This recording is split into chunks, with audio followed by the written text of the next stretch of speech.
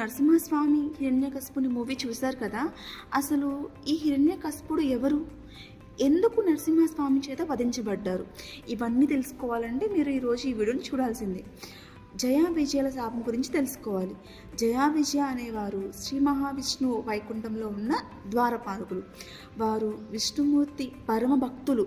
ఒకరోజు బ్రహ్మదేవుని నలుగురు మానసపుత్రులు విష్ణుమూర్తిని దర్శించడానికి వైకుంఠానికి వస్తారు.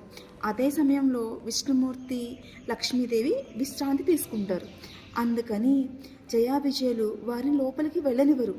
దాంతో కోపం వచ్చిన మానసపుత్రులు జయా విజయులకు శాపమిస్తారు. ఆ శాపం ఏంటంటే వారు భూమిపై పుట్టి పాపఫలాన్ని అనుభవించాలి. ఆ మాటలు విన్న జయా విజయులు వెంటనే పశ్చాత్తాపడగా వారు శాప విమోచనం అడగగా దానికి 2 మార్గాలు ఉంటాయని మానసపుత్రులు చెప్తారు. మొదటి మార్గం ఏంటంటే 7 జన్మలు స్వామివారికి భక్తులుగా ఉండడం. రెండో మార్గం ఏంటంటే 3 జన్మలు స్వామివారికి శత్రువుగా ఉండడం.